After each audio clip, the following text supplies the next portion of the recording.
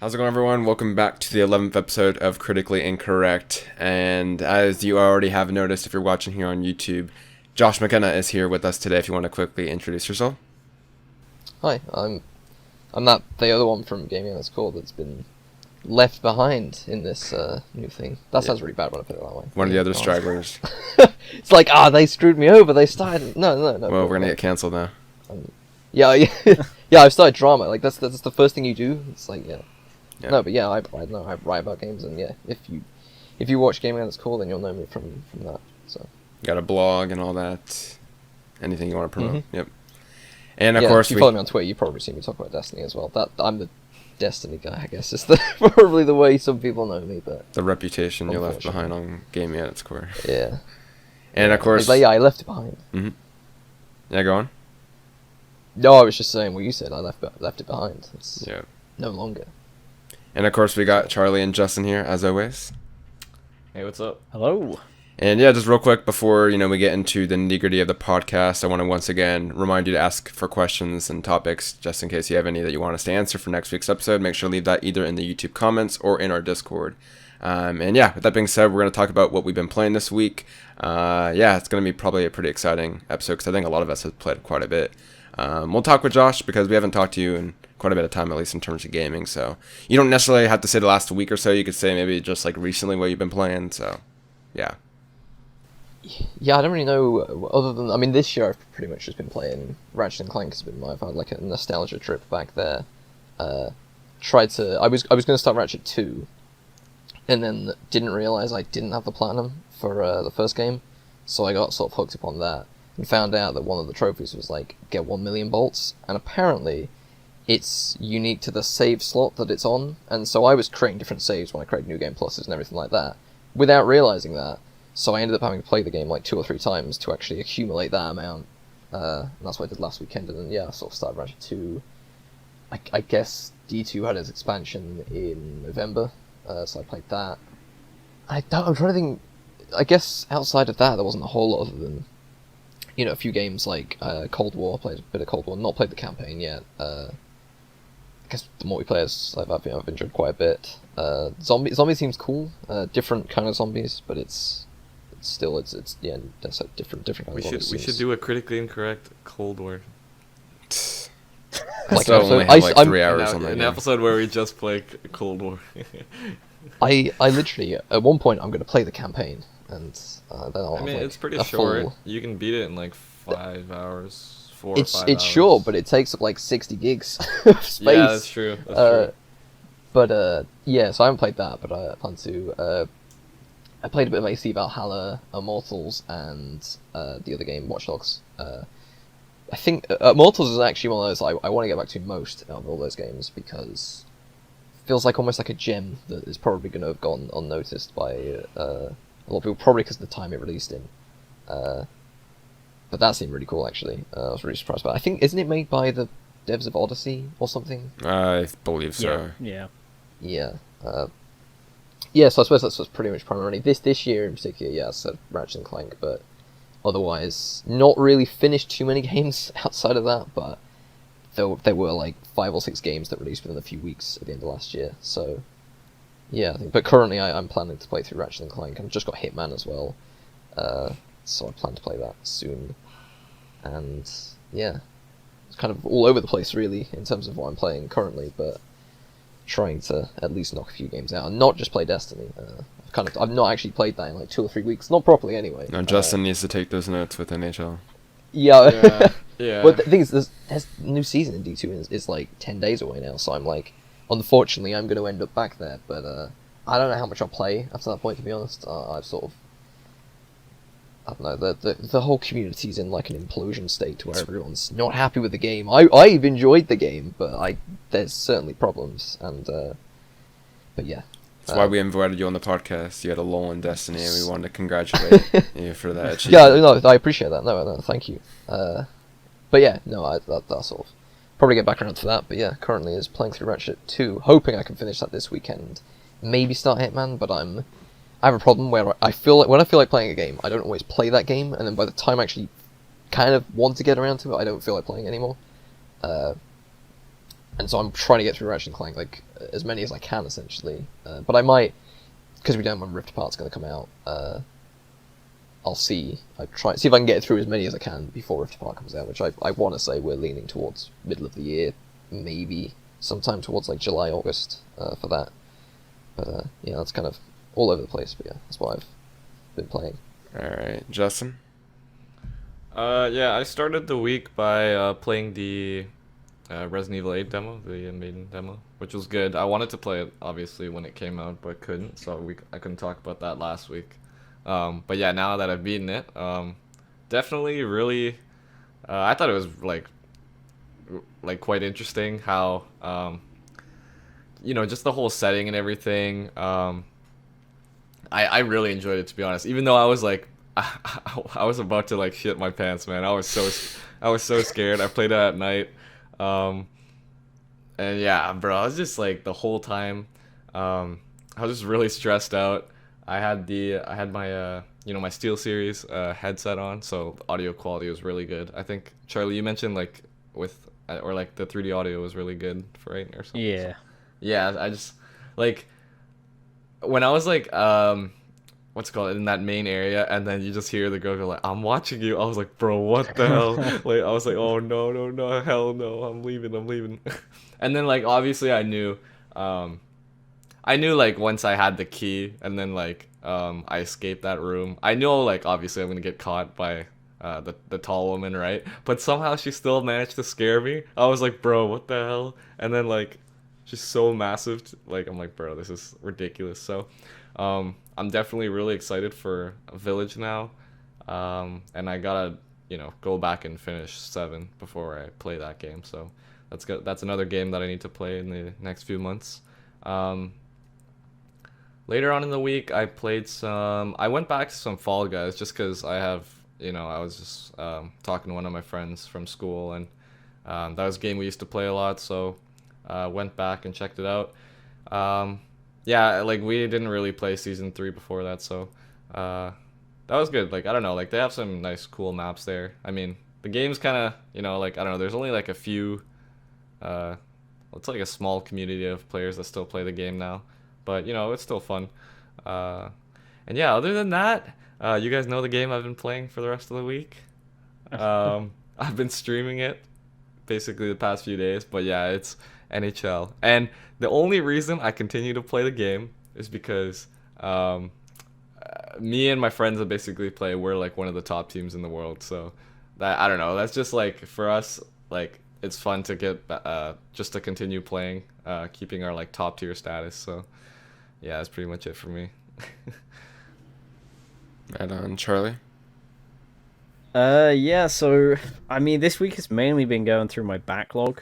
I streamed my entire playthrough of Dead Space.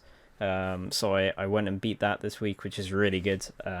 So I've installed Dead Space 2 now, so I'm gonna get around to that.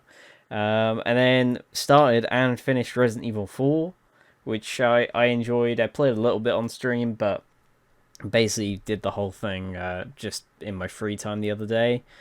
And then I've been playing a little bit of Sackboy with Brandon. We played a bit of online, and I played a few levels offline. The online mode's okay, but it's not like, because obviously we're in completely different regions, there is some serious like desync and lag that can sometimes happen, which isn't ideal for that kind of game. But it's still fun for the online mode. I started up a bit of the Pathless as well, because Brandon, I saw on Twitter you were saying like how good that is. So I finally like got into the main area of the game and did like the first kind of boss. I'm enjoying it from what I played. I need to play some more. It's got a lot of like Breath of the Wild vibes to it, which I didn't expect at all, where you're going around and get the towers and it's all about exploring and stuff. But I'm enjoying that from what I've played. And then last night, I dived into a bit of Resident Evil Reverse, which is interesting. It's better than I thought it would be, but it's still not good. Like it's not absolutely like terrible, and there's some cool stuff to it. Like because the only mode you can play in this beta is deathmatch, so you all just pick a character and spawn in with like your weapons and stuff. And the goal is you just pick up like these virus vials, and the more vials you have depends on when you die which like villain you turn into. So the ones they've got in the beta are Mr. Baker from Resident Evil 7, the Tyrant, Nemesis, and then like two of the just basic enemy types. And that's probably when the game is most fun, when you play as those guys, because you just go around doing all like your abilities and stuff, and they're super fun. But when you're going around as just the normal characters like Chris and Leon and stuff, the mechanics are just, I don't think they're very good for multiplayer. It's just really clunky, and you're just rolling around everywhere trying to avoid getting like completely like blitzed into the ground. And the spawns are kind of weird in the game. I don't know. It just feels like it could be cool, but they just haven't put much effort into it at all. It's just a super lazy multiplayer game. I don't know if it'll be different when it comes out, but in the beta there's no progression or unlocks or skins or different weapons or anything. There's only one map in the beta, so I hope there's more to it when it comes out, but honestly I wouldn't be surprised if the beta is no different from when it comes out and there's just this many characters and only a few maps and stuff. But yeah, it really was seem alright. like a weird thing, that mode. Yeah, I don't know. It was like out of the blue. I don't really know why they're doing it, because like I imagine it's just to get more sales, right, and put microtransactions in. But I honestly don't see why. Like I don't know who they're trying to appeal to with it. Feels like they're throwing a bunch of stuff at the wall and trying to see if anything sticks. Yeah, it's like, because I don't see any Resident Evil fans really enjoying it that much. I don't see any multiplayer game fans enjoying it. So like I don't think it's really going to appeal to anyone, but I've played a bit throughout it, because you can't just play it whenever, you have to play during certain time zones and stuff, but I've enjoyed bits of what I've played, and I'll probably play a bit more, but yeah, it's not great. But other than that, that's basically all I've played this week, and then a few like multiplayer games here and there, but yeah. You played Resident Evil 4 though, right? Yeah, I did mention that. Yeah, I started okay. and beat that this week. Yeah. Okay. I want to make sure. Yeah, as Charlie, I also played another Resident Evil game. I played 7 this week, so that was really fun. A lot different than I thought it was. I'm glad I definitely played it. I'm not sure where I'd rank it in terms of the Resident Evil games I've played.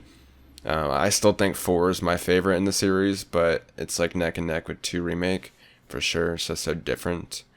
Yeah, me and Charlie played Sackboy co-op earlier in the week. I also just started up Resident Evil 5 in co-op after beating 7, so gonna try to go through that. Yeah, it's immediately I noticed, like, playing 5, you can tell why they, restarted the series essentially with 7, because 5 is so much different, so much more action focused. It doesn't even feel like Resident Evil. Yeah. Is it your first time playing 5? I played 5 as a kid, but my memory is very hazy of it because it came out in 2009. Right. So it was like way back in the day.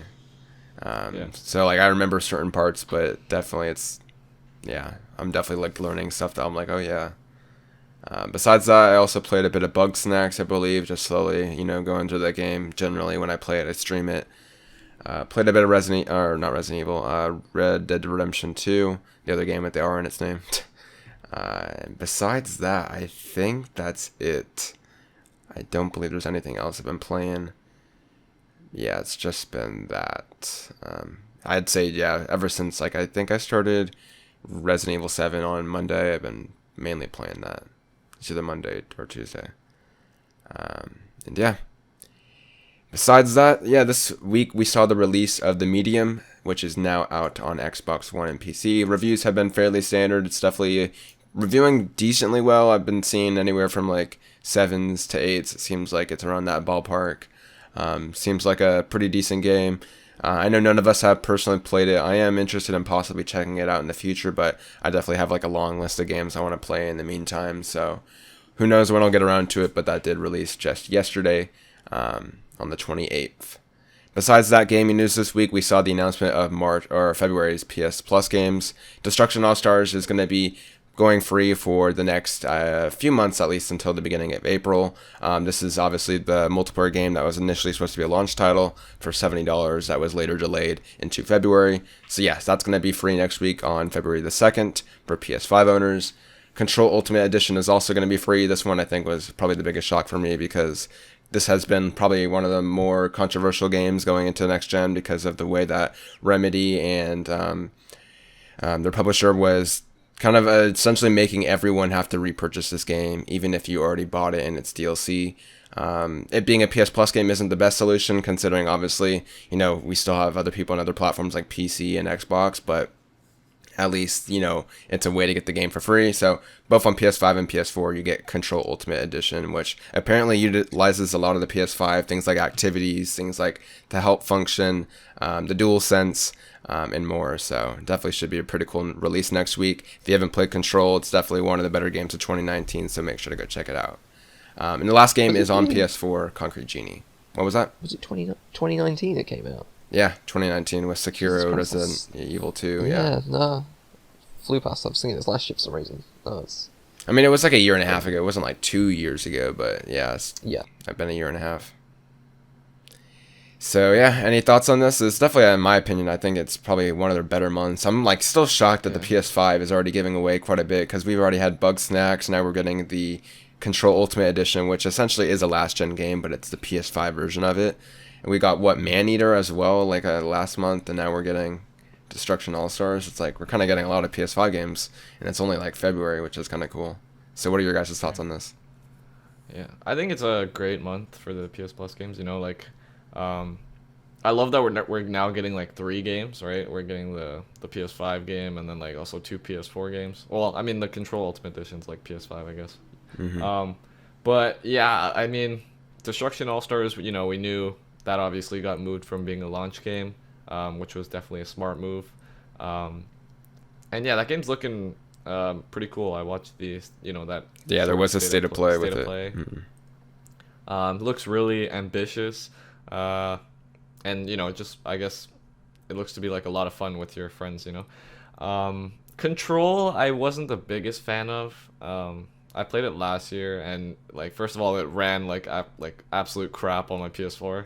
So, I hope the Ultimate Edition kind of fixes that. I don't know if I'll actually like download it again and play because I just I don't know. I really didn't enjoy it that much, and yeah, I don't know if I would return to it. Concrete Genie is a game that I probably do want to try just because like I missed out on it when it originally came out, and I heard some pretty good things about it. But yeah, I don't know. Like honestly, I don't really play the PS Plus games that come out nowadays, really. Like, I don't know, I always add them to my library, but I just never really get around to playing them, just because there's tons of other games on my backlog.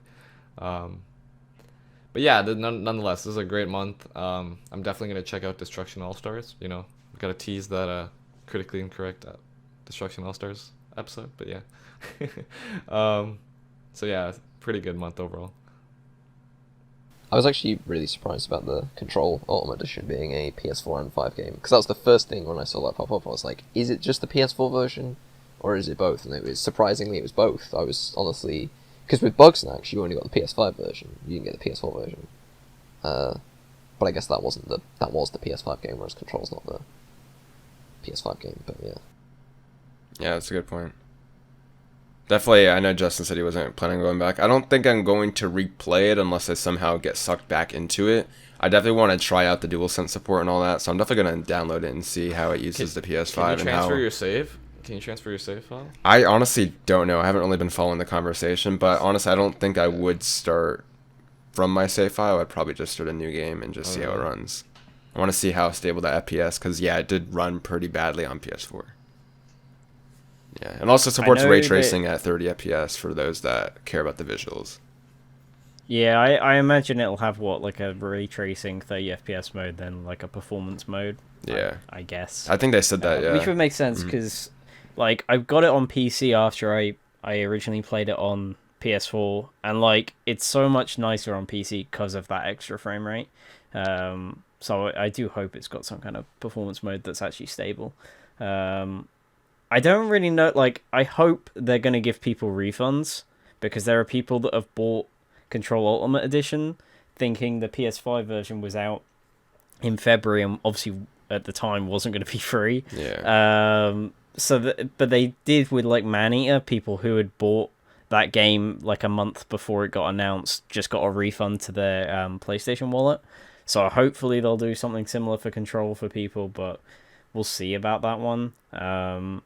It is interesting that we're getting like 2 actual PS5 games free, because even though Control is PS4 as well, you're getting a PS5 version, and then you're also getting the actual PS5 exclusive PS Plus game. What they seem to be doing is they're doing like a bigger PS5 game for 2 months, and then they do like a smaller one for a month, and then another 2-month game, because that's what they did with Maneater, Bugsnax, and then Maneater, and now Destruction All Stars is the 2-month game. So that seems to be their kind of plan, and then the other 2 are usually PS4, but I guess if they have like an upgrade, then it'll come with that as well, which is pretty cool. Great thing is, since we play PS5, it's like we get everything as well, so it's like... Yeah. I think overall this is one of the best months they've had in a long time. I mean, like, all 3 of these games, 2 of them are really good. Destruction All Stars looks really good, so, yeah, it's a great month. Yeah, I forgot who I was talking to, but I was essentially predicting that when they do reveal factions too, I think it will be one of these, 2-month period PS5 games. We're not sure if that's going to be on PS4 as well, but I honestly think for the future of that multiplayer, it should be only on PS5, considering, I don't know, we're just kind of moving deep into this generation as this year progresses, but I definitely could see that happening. Yeah. Pretty cool news all around. Definitely seems like Sony's stepping up their game with this, first few months on PS5, and that's cool to see. Any closing thoughts before we move on? Nothing really. Oh, other than Concrete Genie, I bought at launch, played like 2 or 3 hours, thought it was okay, and then didn't touch it again. And this is like not the first time it's happened where I've bought a game, played like 2 or 3 hours, not played it, and then like a year or 2 later, it's free on PS Plus now. But yeah, no, it's an okay game. Yeah, I think that also has like a VR mode, so for those watching that play PSVR, definitely go check that out as well. So pretty cool. That's a good point, actually. That's an extra draw. And then, yeah, with all this good news, of course, there has to be some counterbalance to this, and sadly, Returnal saw a delay this week. Granted, it's not too bad. It's like, it was originally coming out on March 19th, and the new date is April 30th, so you're looking at about maybe a month and a half. Definitely getting closer to that May timeframe. I do wonder if this will affect Ratchet & Clank's release. Obviously, this isn't, a game that has a release date already, so if it was going to see it be moved around, it'd be probably quietly internally, but yeah, that's now coming out towards the end of April. I honestly, so we have Destruction All-Stars coming out here in February. Not like every game is for everyone, but like if they're looking at spacing out the releases as well, it's not too big of a gap between February 2nd and April 30th. It's about 2 months. Yeah, it's about 2 months. Or, yeah, maybe 3 months, actually. Yeah, 3 months. But honestly, they need the extra time. That's essentially what it came down to. It seems like that's true because it's only like about a month delay. There's no reason why, there's no reason why Returnal would be delayed otherwise. It's not like March is incredibly packed. We've been joking around saying that, we have Joseph Ferris's game and Kenna, but, the game would have sold badly because of other reasons, considering its price point, not because of its release date. So, yeah, it sadly did get delayed. Do you guys have any thoughts on why it got delayed? Or, they kind of explained why, but yeah. I personally don't mind too much. It's like, as you said, it's only a little more than a month, right? Like March 19th to April 30th, it's just a bit more than a month.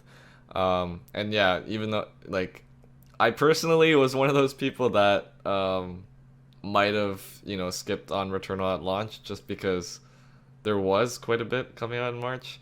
And as well as the price tag, just because all those other games I wanted to get in March were not full price games, and Returnal was for me it's like $90. So honestly, moving it to April is actually really good for me, just because March I'll have the time to play those other games that I want. Also gives me some time to get some money back, so I can play it in April. And yeah, by the end of April I'll be also done school, so it's another great reason to play during that time. So yeah. Yeah, I've got similar thoughts to Justin, where it's like I'm kind of glad it got delayed. To be honest, it was coming out at, like a bit of a weird time. Like it was going to be, I think, a day or two after Prince of Persia, which Yeah, I'm looking one forward day. to. Hmm. Yeah, and then Henna might be in March if the whole like CES video was like actually accurate. Um, and like just with Justin, like I'll have finished university. I'll have finished my course. I think like 2 weeks before that, so it's like perfect timing because if anything, I'll just have actual work. So it gives me way more time to actually sit down and play stuff. So it's a pretty good time frame, to be honest. I also kind of wonder if maybe they delayed it not just because of like they need more time on development, but also to try and get more pre-orders. I think I said this on the Discord, but like I don't think it's got massive pre-order numbers. So I wonder if they delayed it a little bit to try and see if they can get a bit more extra time to get more pre-order numbers in. Um, but who knows? It's a mystery. Other than they've said it's for development, but you don't know what's going on behind the scenes. So yeah. It's weird pricing for that game. Like it shouldn't be as expensive as it is. I mean, granted we don't know Yeah, what the game is, but like it's like literally the price of Demon Souls and like the biggest Like PlayStation even game like since. even if it was $60, I'd be like that'd be better. Like that'd be like 50, £60. So that's like last gen prices, which I don't Right. think is too bad. It's just the 70. I don't know what it is about that number, but Yeah. it doesn't sit Because well with like me. It's a they're, I really mean, yeah, awkward number. they're basically telling us it's like you should expect this is like a top tier production on the same level as like a Demon Souls, as like Yeah. like a big AAA game. So I don't know, like it's just that I guess also Housemarque, their past work isn't really, or like they're not really known for that kind of Big budget. big budget, yeah, games, big yeah. budget, yeah, exactly. So What was their um, last game other than Resogun? Wasn't there a game in between? Resogun, right? No, it's like Next Next Machina Machina. or something like that. Yeah. Oh, okay. And they had But another one in Josh, between. didn't you those get that two game as for? well. Didn't you live stream that game or something like that? I found that Me? game out for you, I think. Who, me? Yeah, What, Next Machina? Or... or one of those games. Oh! Did Yeah, you? yeah, no, I think I did actually. Yeah, sorry, I was thinking of another game. No, I think I did. Yeah, I think I must stream it for like an hour or so. I think. They so, were yeah. also working on a battle royale game, but that Yeah. got put on hold That also didn't look good. to make sure that they could get Returnal out. Stormdivers looked pretty interesting, but yeah, it didn't have like a massive player base or anything, so they kind of just pushed everything back to make sure they could actually get Returnal out. But that was probably the only kind of game of this kind of level where it's a bigger release. Everything else has been very small indie level stuff. My biggest thing with Housemarque is they always focus on the gameplay first and foremost, so I'm excited to play this game because it looks like it's gonna have like their addictive kind of gameplay loops, but in like a AAA kind of, wrapping. So hopefully it's good. What wasn't Miles Morales? That was cheaper, wasn't it? That was like 50 something dollars and 50 Yeah. pounds. Yeah. Which is weird to me because like sure that was a short. I mean I haven't played it, but from what I know it is. I think I a mentioned that shorter- to you. It's like Miles is like $20 cheaper than Returnal, Yeah, which is so- wild. Yeah, well, Exactly. I think the thing is with that is because like Miles would have technically been probably like the £30, $40 game on PS4, but because of all the price increases, it went up to $50. Right, yeah, but then you would expect the same for Returnal, though, is Yeah. kind of my point. Unless Returnal is much more expansive than we. Yeah, realise well, or I something, imagine, to be honest, I feel like Returnal's going to be a really long game purely because of the kind of game it is. Like, it's a, dungeon crawler type game, kind of like Hades. Like, they're not designed to just be super linear. Like, it's all about replayability and stuff. So I would imagine it's a long game, and that's. And I imagine Sony have pumped a lot of money into it as well. So I imagine that's why they've put it at that price. But yeah. That's what I'm wondering. I'm wondering if it is like maybe we're not giving enough credit because obviously like, we haven't seen the game, but we're all kind of. I think, but it's probably what most people do. They're gonna be like, "Oh, Housemarque, they did Resogun. Why is it that much?" kind of thing. But it could be, it could be the fact. They that, need to market this game better because I don't know why they're expecting people to Yeah. fork out so much money on a series that's one new, but also by a developer that hasn't really I think isn't really. this is popular. why they've started using that PlayStation Studios tag as well, though. Because the idea is they want people to walk into a store and see that tag and immediately go, "Oh, this is PlayStation Studios, gonna be not quality. Housemarque." Yeah. These games will probably be known for being PlayStation more than they will Housemark. Same with like, I'm sure God of War and Spider-Man to people are not, Santa Monica and Insomniac, they're PlayStation games. Yeah, that's true. So I imagine that's why that tag exists, is that people will walk in and see that logo and go, oh, this must mean it's really good. Yeah. So I guess there's the consistency there with the pricing and stuff, other than Miles, but... That's true. We'll see. It's going to definitely be interesting. I just think that, like, yeah, there are a lot of casuals, right? But there's also, like, a lot of people that know what they're looking at when they're buying games, because the gaming industry is pretty smart, at least compared to other industries, in my opinion. Like, credibility goes a long way and all that stuff. So it'll be interesting. It'll be interesting to see, one, how Sony markets Returnal going in the next few months, but also to see how the sales do. I don't think they're going to change the pricing or anything like that. I don't think it should obviously be a free game or anything like Destruction got. I just think it should be probably like 50, 60. But then again, maybe the game's worth it and they just haven't shown us a state of play that proves why. So we'll see. Yeah. Besides that, Tomb Raider has been, pretty vocal on Twitter. This year is the 25th anniversary for Tomb Raider.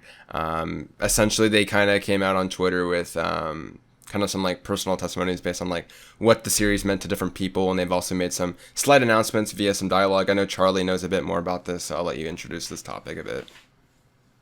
Yeah, I mean, it was basically they were just setting up like, hey, it's the 25th anniversary this year. Throughout the year, we're gonna make a mix of announcements and like competitions and things. The biggest takeaway was that they're in early development on a new Tomb Raider game, which isn't that difficult to realize. They probably were, like, makes sense. It's a popular series.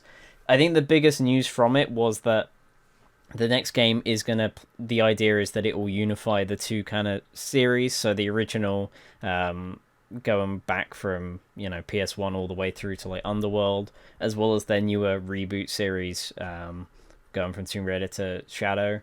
So I would imagine it's going to be a game set in between those, where you'll get an actual full-on Tomb Raider game, probably with a lot of mechanics taken from the originals, as well as like the prequel games. I think the saddest thing about the announcement, at least for me, is that I feel like they've only done it because Avengers flopped. Like I feel like Square Enix put so many cards in Crystal Dynamics having a massive success with Avengers, and that has now flopped. So they're having to like confirm to people, hey, we're still doing Tomb Raider, don't worry, like we're not dead, guys. Avengers didn't cripple our studio. we still like make BioWare games. After Anthem, they've been like showing us exactly, so much yeah. of what Mass the new Effect Mass and Effect Dragon Age. Yeah, exactly. But it's still really weird to me thinking about that, because I still think that Crystal Dynamics being the developer of Avengers is such a weird choice, because I'm not saying they only make Tomb Raider games, but it is. I mean, I actually did consider that, but I'm hoping that's not the case. But they are. Maybe in the process they're trying to like pull the nostalgia card out and be like, oh, we're gonna unify, like they said, unify the timelines. And if they're gonna make a game like the older games, then I don't know, because Shadow was only 2017, 2018, I think, wasn't it? Shadow was 2018, yeah. 2018, yeah.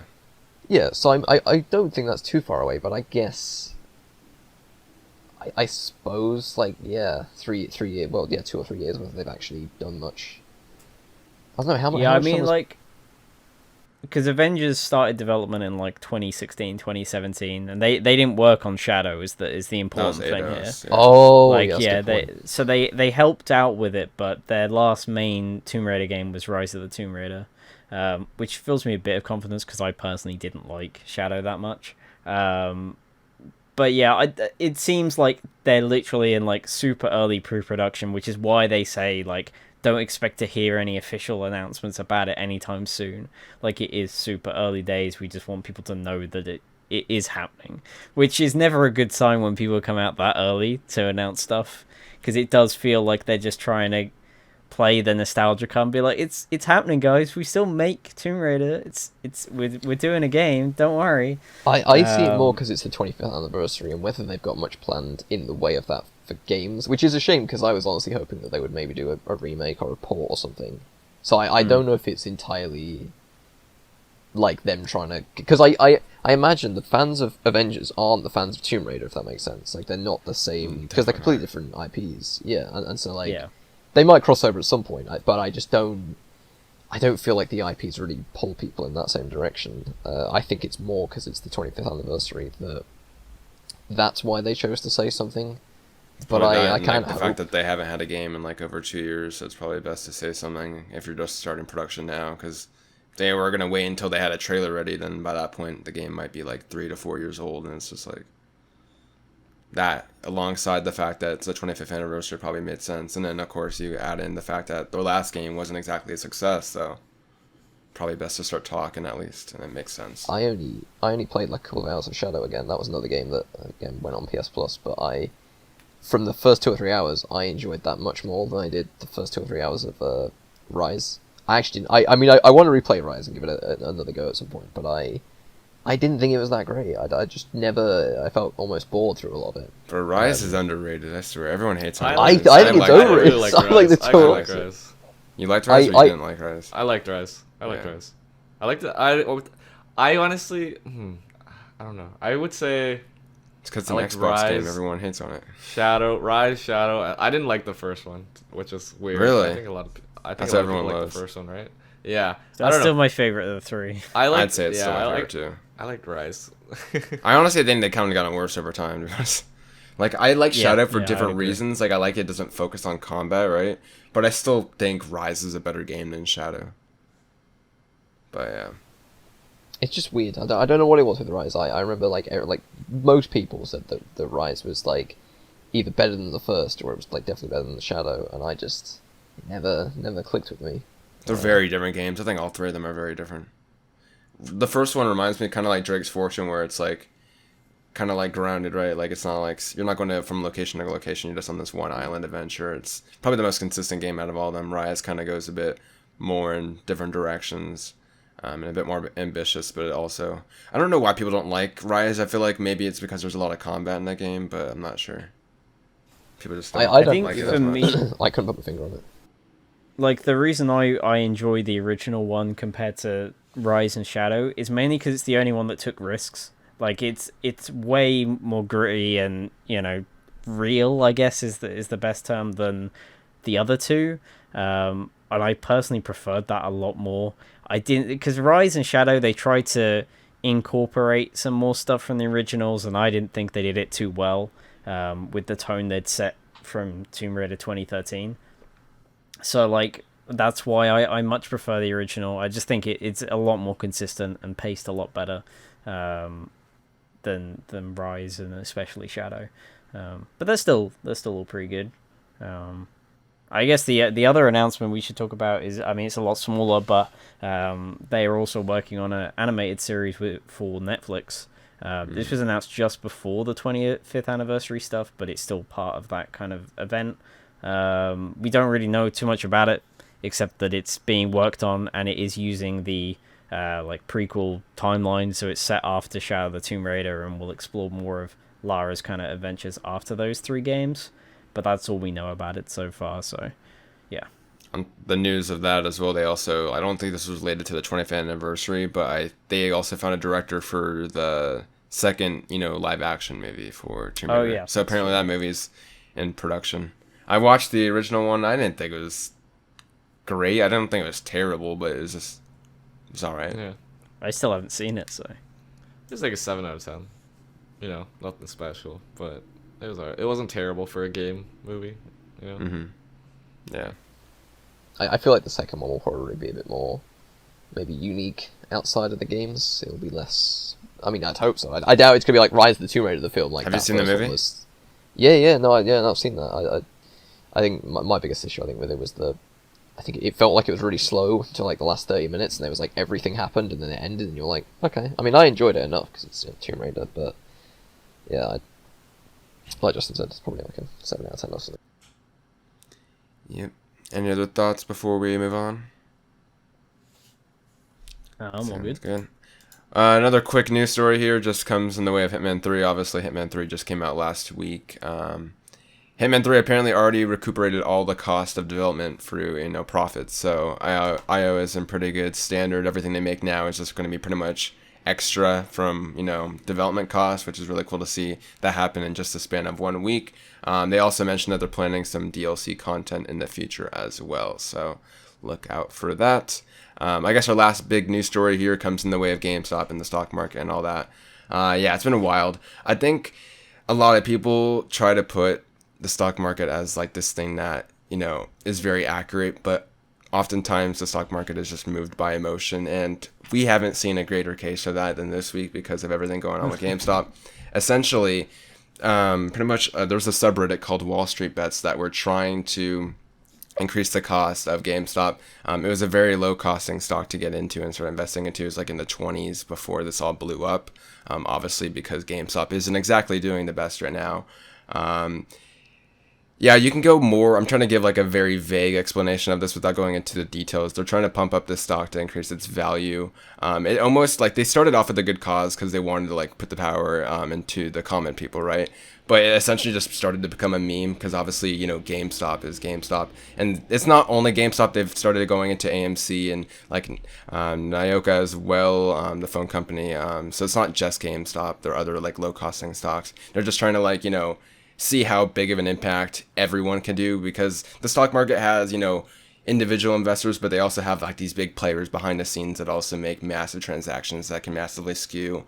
Like I believe the co-founder of Chewy has like 10% in GameStop stock as of like August of 2020. Yeah, he's made a lot of profits considering the big jump in the GameStop stock value the last week or so.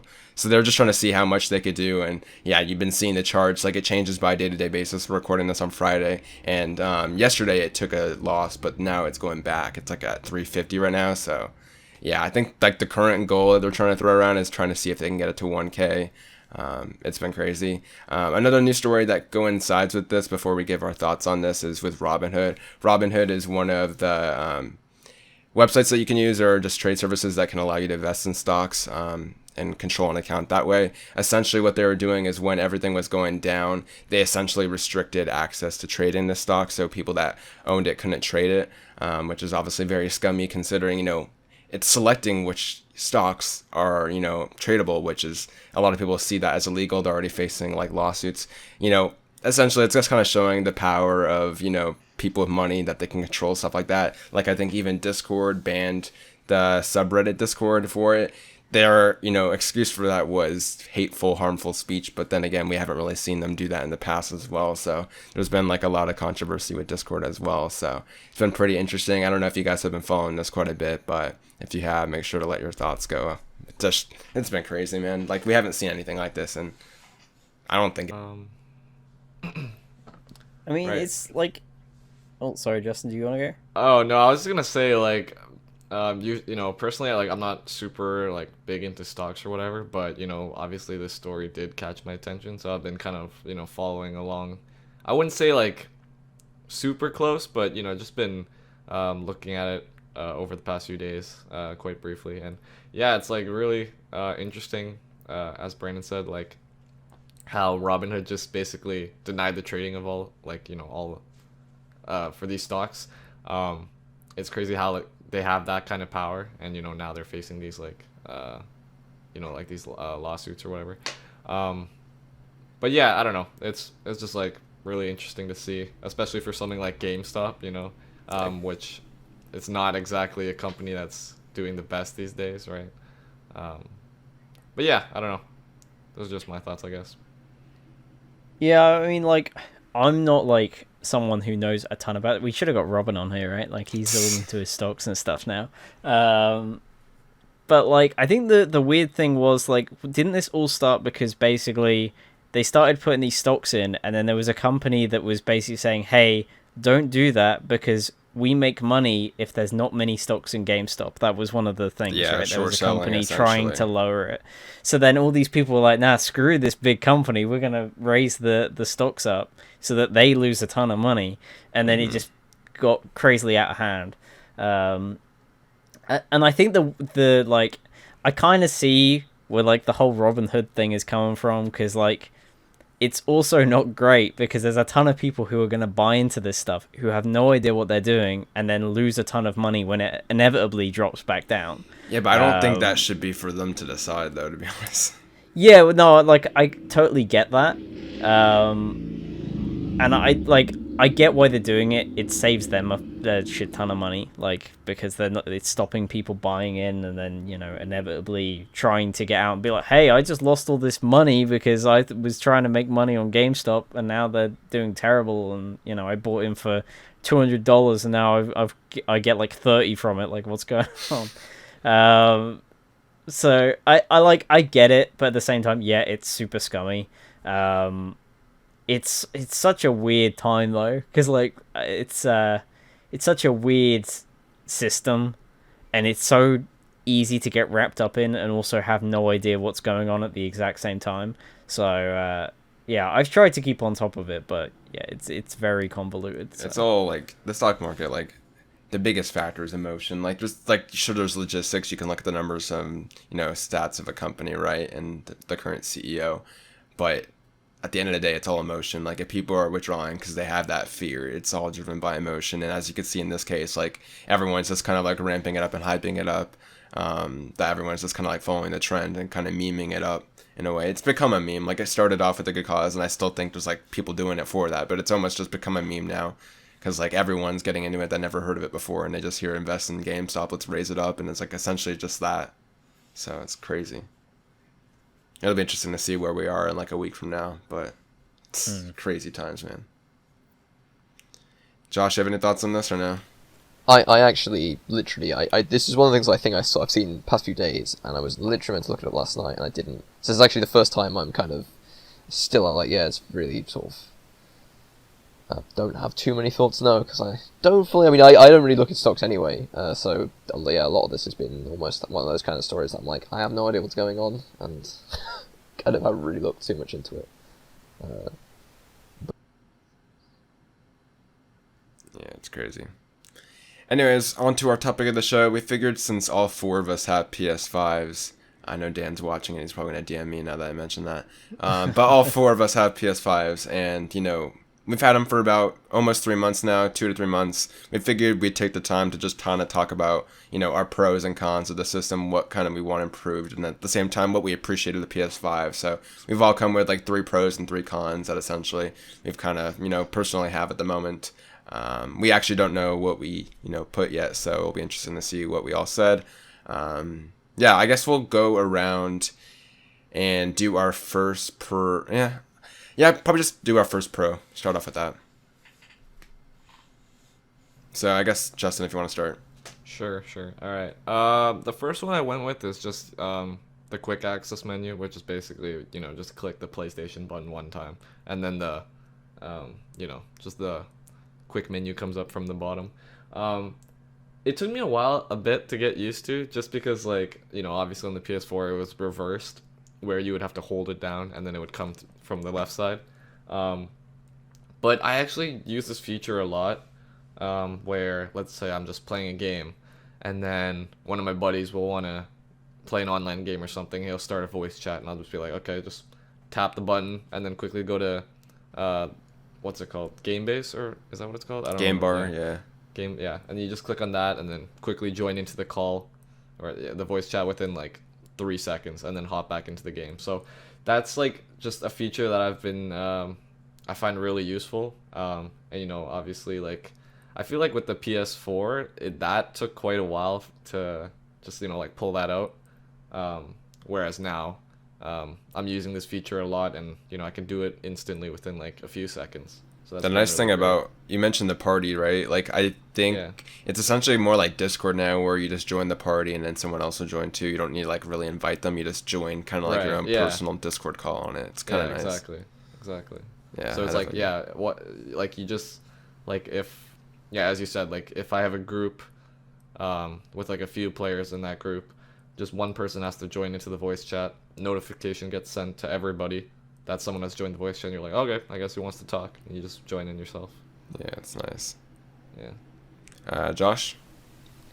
Yeah, I think actually sort of half following on from that, I actually didn't really think about it being like Discord. It is like Discord. But the way that you can like share screen with other people, and not only just like share the screen, but you can have it like picture in picture. The pin side's a bit weird because it takes up, like, to me, way too much screen space so I find it better to do the picture in picture. But you can basically have someone else share their screen carry on playing your game, and you can see the screen in like the top right, bottom, wherever you put it. And it's like it's probably not something you're going to use very often, but I always find just like the way, like the ease of like how that just works. Obviously, it loads pretty quickly and everything like that. It's just kind of quite amusing to sort of see this, like, you think typically like on PS4 it was like you had to like close your game and then you could do it, and it was through share play, which they've kind of separated now. They've done like share screen and share play are two different things, and so you can share the screen. There's no like time limit like there is with share play. But yeah, kind of going off that'll be probably my first pro. Sorry, yeah. Right on, Charlie. So yeah, my first one is just the UI in general. It's so much snappier than PS4, but I also remember that when PS4 first came out, that was super snappy. So I do hope that it does stay this way, and that in like 6-7 years time, we're not complaining about how slow the PS5 UI is as we're waiting for PS6. So I am really like happy with what they did. There's some really nice changes there. Like just being able to quickly open up that quick bar menu and seeing your activities, and if you're playing like a multiplayer game, you can quickly just click on their game and join them, and it's almost instantaneous. It's really handy with that kind of stuff. I do kind of wish there was a few more shortcuts, like if you say hold the PlayStation button to go back to the main menu, and then you're on like your trophies or whatever. To get back in the game, you either have to like press the quick menu and then go on the switcher and then open up the game, or hold down the PlayStation button again and then press the game. I really wish there was just like a double tap PlayStation button and you just go straight back in, because as far as I remember, that's the thing on PS4. Is you double tap and it zooms you back in, which is not a thing on PS5. So I'd like to see them add something like that, especially because I imagine it would be super snappy. Just because that stuff's handy, and I do tend to go back to the main menu rather than use the quick bar quite a bit. But yeah, overall the UI is really, really snappy and really cool. So yeah. Right on. For my first pro, I essentially took the two aspects of the PS5 I like the most. I said the SSD and the DualSense show the promise of the PS5 in like the future. There's like been a lot of terms for the PS5 thrown around throughout like the last year about what it would be doing. And obviously once it came out, we saw which ones kind of stuck. The SSD and the DualSense are easily, in my opinion, like the two biggest game changers. SSD for obvious reasons, like if you play Demon Souls or any first-party PlayStation game, like Spider-Man, Demon Souls, and Astro kind of showcase the load times the best. Like literally Charlie would like do a speed run, right, and then I'd get a notification, and I literally just press the PlayStation button on that notification, click play, and within 5 seconds I'd literally be in that level. It's like crazy. DualSense obviously varies by the game, but the games that use it well are definitely great, and they add to the experience. And whenever I play games that don't have haptic feedback like that, sometimes it's kind of noticeable. So yeah, definitely haptic feedback in the DualSense was not like a buzzword. It's definitely a next generation controller in my opinion. So definitely those two aspects of the PS5 I'd say are my first pro. I think on that topic, I was playing like Cold War, and that with the haptic feedback, and like it's honestly, I mean, I've turned off the triggers now because like in multiplayer it feels a little bit too. You're trying to look for quick reactions, and I could still I got used to it, but it still felt like it was holding me back. But the sort of the haptic feedback and everything is like so cool. I mean, it sometimes the controller does sound like there's like a motor going occasionally, depending on how intense the kind of whatever it's reacting to in the game. But you'll be like playing COD, and there'll be like someone causing like a score streak, and there'll be like a plane that goes over and drops like explosives all around you, and it's all blowing up, and that like vibration is almost like localized to the area it's in, and there's this just like really cool feedback of that's like honestly like you said, it's like not a buzzword. It is way better than at least I thought it would be. Triggers are still a bit sort of I think Cold War's the only game I actually tried the triggers on so far. But yeah, no, I was just saying it's a cool feature. Mm-hmm. Yeah, definitely. Second pro, Justin. Oh, I thought you were gonna go to what's it called? Things Con? Dislike. I don't know. Can, if you want it, we can go pro con. I think that'd be cooler. Okay. Yeah, go for your first con. Yeah, con. All right. What I don't like is how when you go to the trophies, first of all, everything's horizontal on the. So Yeah. like I hate that, and it's so stupid because it's horizontal on a card. The card is so small that you can't see what the text is or like what the trophy is called. So you have to like click it to just to open and see what it is, and that's just like stupid compared to the PS4 where you scroll down, you can see exactly what kind of trophy it is, the title of the trophy, and what you have to do, right? So I just hate the stupid card system for that. Like the cards itself is fine. I don't have a problem with that when you're playing the game and the cards are there to help you, kind of like it shows you your progress for a certain trophy. But like when you're in the actual trophy menu, like that is it's like such a pain to have to scroll through horizontally, and look for the trophy that you want, when it would be so much easier vertically and you could see like all the information that you need. Yeah, I definitely agree. The dumbest thing about that as well is if you compare your trophies with somebody else, it puts it in vertical. Yeah, So I've noticed that. it's there. It's just for whatever reason they decided, hey, what would you rather have? Being able to see all your trophies super easy, or these dumb little card things that you can't see anything? The one thing that I thought would make that better, because I mean that was literally one of probably my biggest con, I suppose, or one of them. I was like, it would be better if like you could select like the card or even in the trophies menu, but you could like press R1 and L1 to kind of go back and forth. That was one thing that I was hoping that. Sure, they might have the horizontal view, but that way you could at least get through them. But that's not even a thing. You have to like constantly like X, circle to the right, X. Like it's way more difficult to just easily view trophies. Yeah, it's just like it's a pain because the other day I was playing Sackboy and I was trying to get this multiplayer trophy, and I had to like I just wanted to like look up exactly what you had to do, and then I'm like it was like also like a hidden trophy, right? So I had to like go through the hidden trophies and just click on whichever one it was, and like show information, which was just a pain, like I like just it would be so much easier if it was vertically, right? So yeah. Yeah, and before with hidden trophies as well, is that you'd be able to click them, and I think it was something like square or it was triangle that would just like show it, and it was one press and that was it. Whereas now you have to like select the trophy, press options, Yeah, you actually and have to then go select. into it. Yeah, exactly. And like, exactly. why is there like it's literally the only option there? You might as well just make it like one button press. Right. Yeah, it's weird. What about your con, Josh?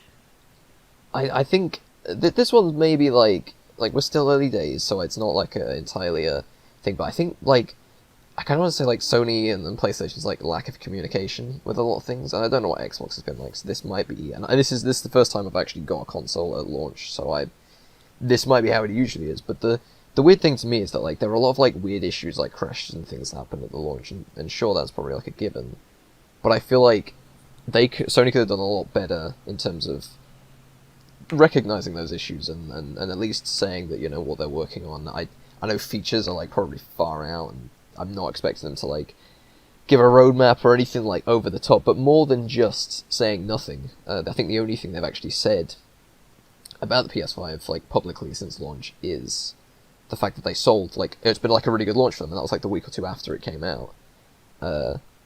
Yeah, it's not really an issue with the console, but there's obviously like with all the crashes and various things that people have had with rest mode. I think it would have been nice just to have had some kind of acknowledgement, from them. As I said, this is probably how it is usually. Yeah, it's not really come with a console as such, but more to do with Sony and stuff.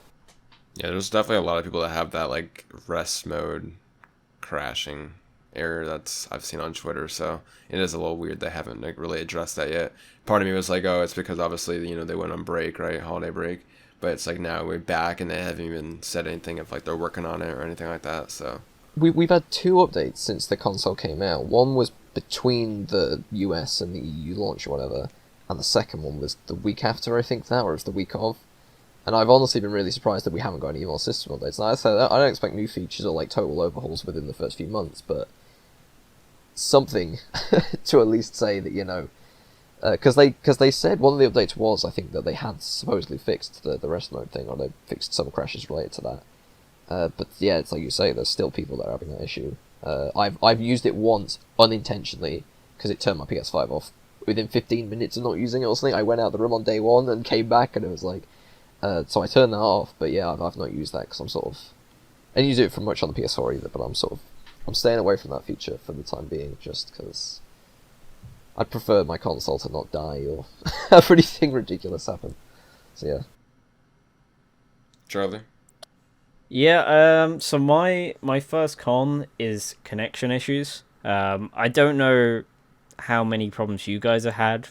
Like, it's something I have had since probably a week after launch, where basically, like, it happened the other day when me and you were playing, Brandon, where, like, nothing will load. Like, so my PS5 is connected to the internet, and stuff will work, but then I go on, like, the game bar, and it says my friends are online. Like, it'll say, like, 10 friends online or whatever. It has the 10 and, like, the green dot, and I can see who's online from my party thing, but then it just won't load the actual online players. It'll just say something went wrong, try again, and it just never works. And then when, like, Brandon would invite me to a party or to the game, the actual invite wouldn't load past me getting the invite. So, like, it's connected and it's receiving stuff, but it just wouldn't load any of that. And the only way to fix it was to turn off my console and turn it back on, and then it would work fine. So there's something weird going on there. I've had that since like a week or two after I got the console. But I don't know if that's a widespread thing. I have seen some people talk about it online. So it's got to be something, you know, with the firmware or on PSN side. And I obviously know on PS4 they had a lot of problems when the 8.0 update came out just before PS5. So it's obviously something weird on their end, and hopefully it gets patched soon. But it is really frustrating sometimes, because it's just... Luckily, it doesn't take ages to reboot the PS5, but it's just that thing of having to reboot it, and it just doesn't work when you press like the try again button or anything. But yeah, that's my first con. I haven't literally heard had many issues of that. Sorry, Ron, I'll let you. Oh, thanks. I know last night when I was playing Resi 5, though, when my friend and I were playing, like, he had an issue where, like, all the zombies on his screen were T-posing, but yet in my screen they were all attacking me, right? So, like, he wasn't seeing exactly what was actually happening in the game. I'm not sure if that's Capcom's things, but I know I've had, like, game issues like that, more so on PS5 than I remember having on PS4, so that's definitely possible. I was gonna say that issue with like the not connecting was something I had on PS4, and I think it started way like before the 8.0 update, I think. But it would just happen where typically it was with Destiny, you know, surprise, surprise. But I would be like, I'd be fine playing the game, and it was usually within 20 or 30 minutes of having the console on. It happened most consistently like that, and just suddenly nothing would load. I'd get kicked from Destiny. My internet would be fine, everything else would be fine, and I would wait like 10-15 minutes and nothing, it just would refuse to connect to like the friends list or anything like that. I'd turn it off, turn it back on, and it was completely fine again. And it was fine for like the rest of the day or whatever. And so I've not had that on PS5, but I had it on PS4, which makes me think, now you've said that, whether it's like a PSN thing, but it's kind of weird. Yeah, it's a weird one. Yeah.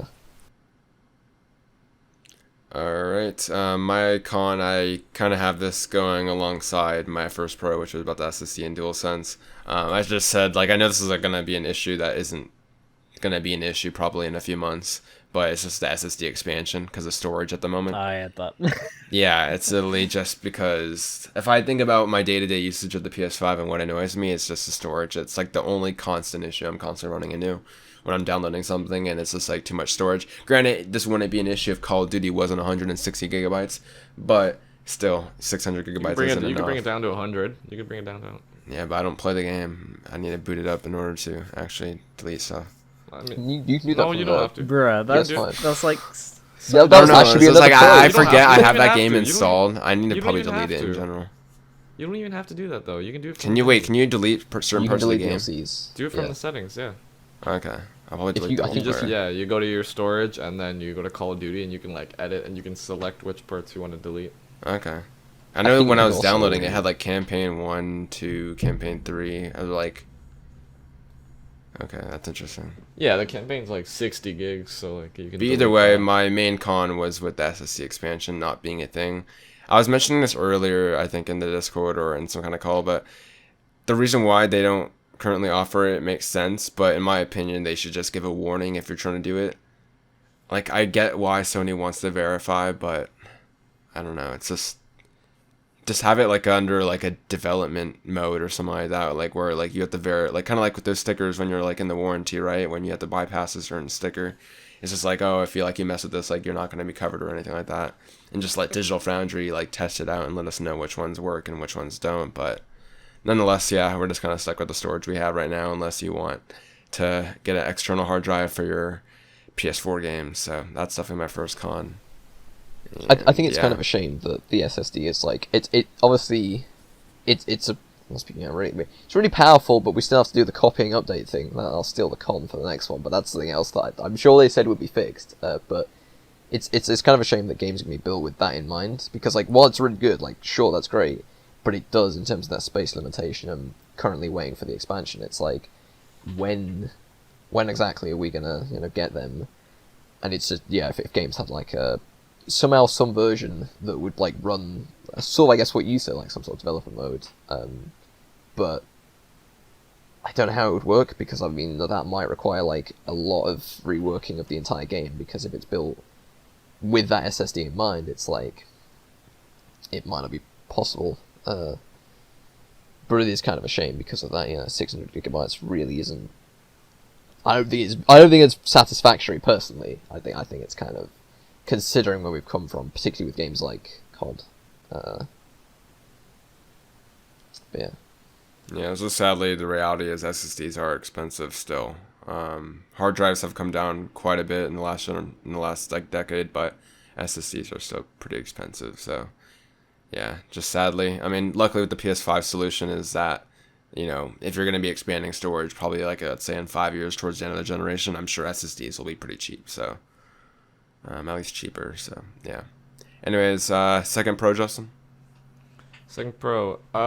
Yeah, this is a pretty simple one. It's just the ability that we can now see the amount of time we've played for each game. It's not like a groundbreaking feature or anything. I just like to see what my what my time is being put into, right? So, yeah, it's just great to see, like, for all the the PS5 games that have come out at launch, and from then on, I can see like how much I've put into each game. It's great that, like, I don't know why this wasn't a feature before, because like it, obviously we can see all the PS4 games too. So like it has been internally keeping track. It just didn't show until now. But yeah, nonetheless, I'm really happy that we get to see that. It's just a cool feature for me. Definitely agree. I guess I'll do my second one. So I went with trophy updates. I really like what they've done with how the trophy tracking, they finally added that in. Annoyingly, currently it is only for specific games, and there's not a ton of games that are using the trophy tracking.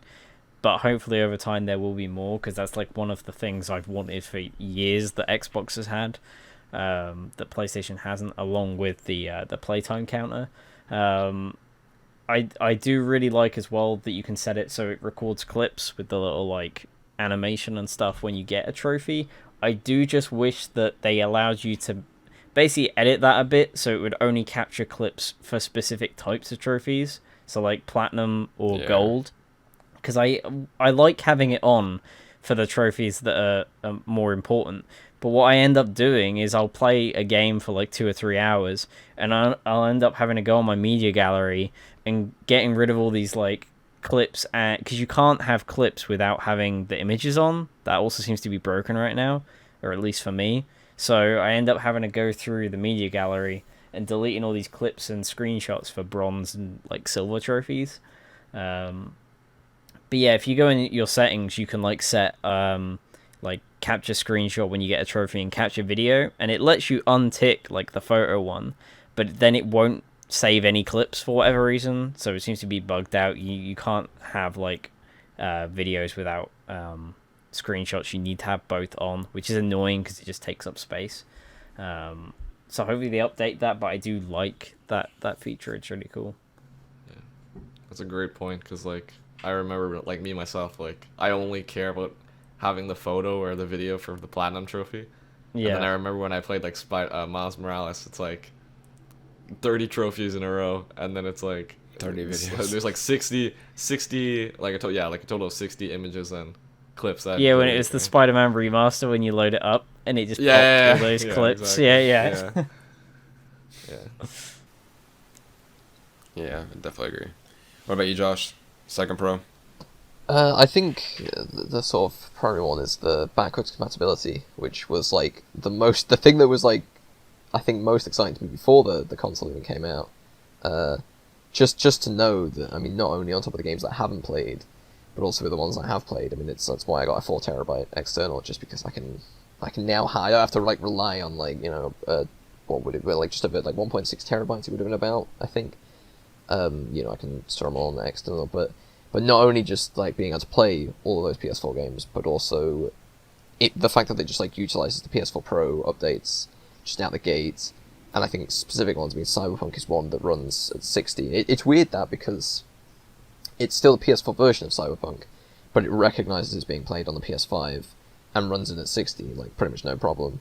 And I think Digital Foundry did a video on it, and yeah, they were pretty much showing about the fact that it does run more or less locked 60 all the time. I think Ghost of Tsushima and Days Gone are 2 other games that do that. I don't know if there's any others that do that, but there are like PS4 games. But yeah, I think it's the biggest like issue with the back and pat is that I just wish it extended to PS3. Like that's like the thing that the thing that would be like the cherry on top and be like, you know, allow me, because I mean, playing Ratchet and Clank games, I've been going back to PS3. Not using the PS3 controller though, because that's too much of a like step back. But I've been using the apparently the DualSense works with PS3 as well. I heard. So random fact there, but yeah, no, just back about. I think it's just honestly, it's really cool. Just to know that you have all those games, you know, that you bought or got from PS Plus are just still playable, minus like the 10 or whatever that don't run. I'd be interested to know what the reasoning is with those not running. That was one thing I was curious about, but yeah, I think back that's like a cool thing. If it makes that upgrade to PS5 from PS4 like much better, much smoother. So Yeah, my last Pro, or not last Pro, second Pro was also that. It was all my games are here and running the best they ever have been. Just the fact that, like, all my PS4 games are here is just so nice. I think this is mainly a pro for me because I was there at the beginning of the PS4 generation, and I was constantly going back to my PS3 because of games like GTA 5 and The Last of Us before they had the remaster for both of them. It was just frustrating that, like, I had this new system that was capable of a lot more, but the best games weren't there yet. They were all on the last generation system, so I was constantly having to go back to that machine. It's been nice to just have everything unified on this one box and just have my PS4 somewhere else, and I can completely forget about it. So that's been the transition's been awesome. It just helps with the first year, even when we don't have like brand new PS5 games. If I'm playing PS4 games like Resident Evil 7, I'm still playing on my PS5, and I'm still, you know, loading up games faster than I was before, and it's just a nice experience. So definitely agree there. It's also nice with the games that have a PS4 and PS5 version, because the fact that you can. The way I've thought about it, I mean, obviously it's still kind of dependent if they have like a unlocked frame rate mode, because to me that's like the key thing. As long as I can get up to 60, that's fine. To make that decision easier, but it's like I've already been thinking about Cold War and Hitman as well. Is that Hitman runs at 60 on PS4, and it has an unlocked frame rate mode, and Cold War obviously it's just 60 anyway. And I was like, if I need space for my internal for a PS5 game, I can take those off and install them onto my external drive, and still keep the games. And sure, they still take up a ton of space, but that kind of, again, that back compat just helps out there as well, like the free upgrade, just get the game. I've Hitman 3, I got it on PS4, but obviously I have the PS5 version installed. You know, should I need space on my internal, I can delete it and still keep everything for that game installed. So yeah, it's quite a big thing for me, honestly. I still, it's very seamless, and the way it was kind of, despite Sony didn't really seem like they were pushing it, and I'm still like, one of the few people on the internet, I was like, but back compat's so cool. But yeah. Yeah. Second con, Justin? Alright. For my second con, I'd put the limited menu items. So that's basically like in the main menu. You can only have like, there's like a limit of how many games or apps, whatever, in the, you know, basically across the main menu.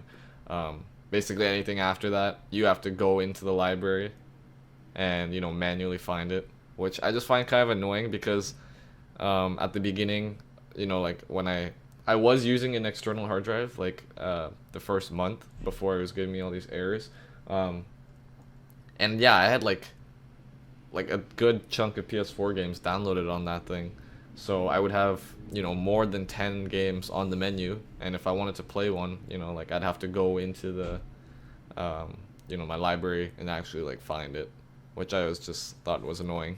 Like on PS4 there is like an option that you can turn that or like turn it on, so that basically lets you have as many as you want, and now they just don't have that here, so I was like, it's kind of annoying. Like they should at least have the option. Yeah, I agree. I guess I'll move up my second con just because mine's similar to yours, just so it'll be more natural that way. Mine was just a lack of folders. It's kind of similar. It's like less customization. Mine's more the effect of sorting rather than how many I could see on at once. I just missed the fact that I could have all my multiplayer games in one folder, all my currently playing single player games in one folder, like PS Plus, etc. I haven't run into it too bad of an issue just yet because obviously the size is only 600 gigabytes, right? So it's not like you can have that many on your PS5 to begin with, if they're decently big. But I wish, like, I have Resident Evil 1, 5, and 7 downloaded currently. I wish I could have like a Resident Evil folder currently just temporarily to keep it all in one place. But it also makes sense. Maybe that will come with the SSD expansion update. But yeah, I do miss folders. Josh, Charlie, any of you? So yeah, this is basically my third con because you said my second one before, so I'll just go with this. It's that there's no kind of quick resume / the switcher doesn't do what everyone thought it would. It's kind of a small nitpick. Like, it would be a nice feature to have, and I do think it will eventually come. I feel like it's a quality of life thing that we will get at some point in the future. Especially considering there was that whole thing before launch and even past launch where if you go into rest mode, it mentions like suspending games rather than singular game. So it almost feels like it's something they planned to do but just didn't have enough time to fully implement it. And the switcher is kind of like the revenant of that, because the switcher I never use. Like, it literally has like no use. It, yeah. So it feels like it is there for quick resume. So hopefully they add it, because I do tend to swap between games quite a bit, and luckily because it is an SSD, it does allow you to go between those pretty quick anyway. But being able to just boot up and be exactly where I left off like you can on Xbox, I think would be really good to see. So hopefully we get it at some point in the future. Yeah, I think that's the one thing that's like a big feature that Xbox has that not many people talk about. That it's definitely like, I really hope it eventually comes to PS5. So I definitely agree. Josh? I think, yeah, my other one would be, I think I sort of mentioned it, it's kind of two. One is the copying process for updates, and also how, like, weirdly, if you're on your home screen of your PS5, any games there, you can check for updates and stuff, and I'm sure there are a couple of other options, but if you go to the library, you can't do it. You literally can't check for updates, from my knowledge, in the game sort of screen. So if you want to check for, and sure, like, there's an automatic update, but that seems like it only tends to work like at the right time if you restart your PS5, and again, that's not what it is. It's not like, again, like, it is sort of a nitpick, like, restarting doesn't really take that long anyway. But yeah, it's just weird that you have like a feature that's like on the home screen, and then you have one that's not even present in the library. And I guess, yeah, so the copying update process for updates is like, you'll download an update, and then it'll take, like, the update might take like 5 minutes, but the copying process will be like 20-30 minutes. And I'm sure there was something that Mark Cerny mentioned in his that video or whatever that they had. There was going to be a was it GDC he was going to be at, and then they cancelled it or whatever, and it became like a YouTube video. I'm sure that was something I mentioned there about the fact that, like, that copying process wouldn't be a thing, and it's still, I think it is a bit quicker than PS4, but yeah, it's kind of annoying because you want to play a game when an update's come out, and yeah, it seems like it's still a thing. So yeah, I can see that. I haven't really noticed too much of a difference. I wonder if it's maybe something that only third parties have. I'm not sure if it's like, I haven't seen the copying myself, but I also just don't really look at my downloads at all. That's They the happen thing. faster for me on PS5 than they have on PS4, so I just have them on the background.